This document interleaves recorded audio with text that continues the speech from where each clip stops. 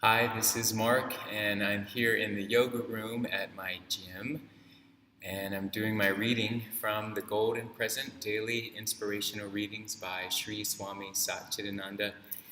And just had a practice, and I'm getting ready to go teach. So thinking I'll do this real quick, and then I see it's a long reading. So the topic for October 14th: everything happens according to His will. Even though individuals have their own will, ultimately, God's will win. Can humans being do anything against God's will? No. Nothing that is against His will ever happen. A certain thing will happen only if God's will okays it. Otherwise, it won't. We should trust completely. If we have trust, then even if others do or say something to us, we need not have any negative feelings about them. We need not even think that they are being negative to us. They cannot be negative to us without God's will. Why should our good God allow one person to have negative feelings against another? If that is happening, there must be some reason for it. We should not even call it a negative feeling.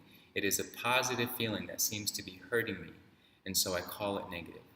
If others cause us difficulty, we call them negative people, but nobody can cause us difficulty without God's will. That means in some way or other, we deserve to face such people, so those people are simply acting as instruments of God. God uses some people to give us an experience. It's all for our education. Rewarding and punishing both come from God and are for our benefit. If we think that way, we won't be projecting negative vibrations toward the people who we think are negative to us. See? Even by thinking that they are negative, you are projecting a negative image. It's hard for you to love the people who project a negative image toward you because you feel they're negative. The minute you say, "She is negative to me, but I am going to love her anyway," you are trying to force yourself to love that person. Instead, if you treat her as an instrument of God and feel, "God is doing something to me through that individual, but she is a beautiful person," then there is no negative feeling and no negative person. And it is easy for you to be loving. You don't need to force yourself to love someone.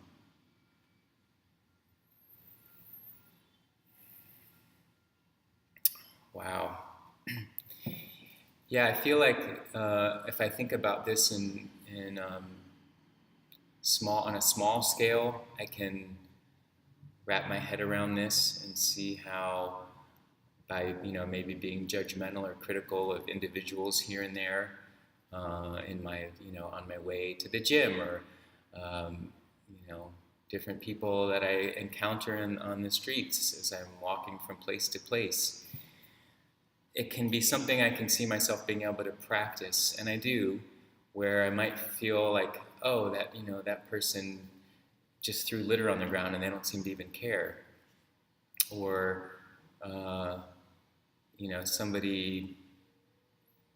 Let me think of something that happened recently.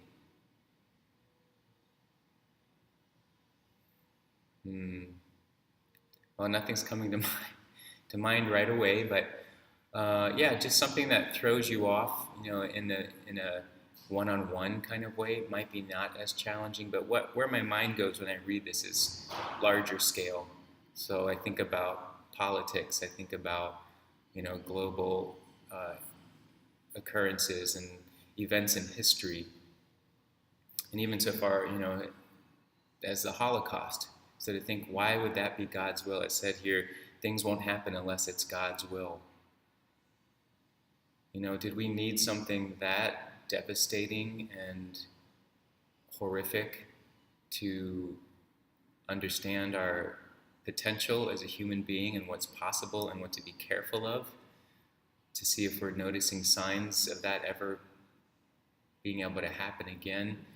I don't know. It doesn't seem like we would have needed something like that. War. It doesn't seem like we should need something like that where thousands and hundreds of thousands of people have died in the name of peace. And then, even something up to date, how there are many health issues, health crises, and deaths because of our diet, because of lack of information about food. Why would that be God's will to have that happen? It seems like if we're really meant to thrive and to be able to reach this amazing potential as a human being, why have so many obstacles along the way and so many dark messages, And is it possible, I've heard, that to the extent that we have sorrow and pain will be the inverse of the height of happiness and joy that we will experience.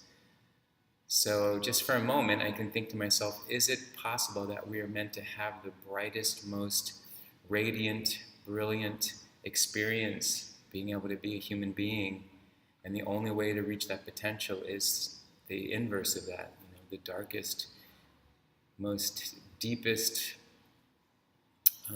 drop into the human psyche allows us to have also the brightest. Again, that just doesn't seem like is it worth all that? Let's just have more of a middle road, and that's the path of Buddhism is, the middle path. But maybe even to find the middle path, we need to know the extremes to know where the middle is. I don't know, the middle's always the middle, whether it's this much of an extreme or this much of an extreme. But we're living in a world of duality. And it just seems that we learn from being on both ends of the spectrum. Sometimes we don't learn, and maybe that's also part of the journey. There's a lot of repetition. So, I think this just is one that I have to say leaves me with some questions, because again, God's will would be something greater than any of us can wrap our heads around. We don't fully understand why things happen the way they do and why there would be reason.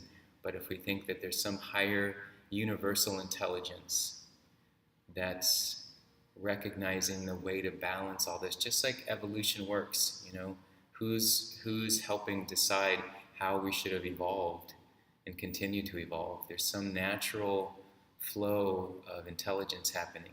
So whatever that is, I don't think it thinks like we do. It doesn't have this impulsive nature in the same way that maybe we do. Maybe it's worse. I don't know. Anyway, I'm going to go teach a class, so this is all I have for the moment. Thanks for watching, and I'll see you tomorrow.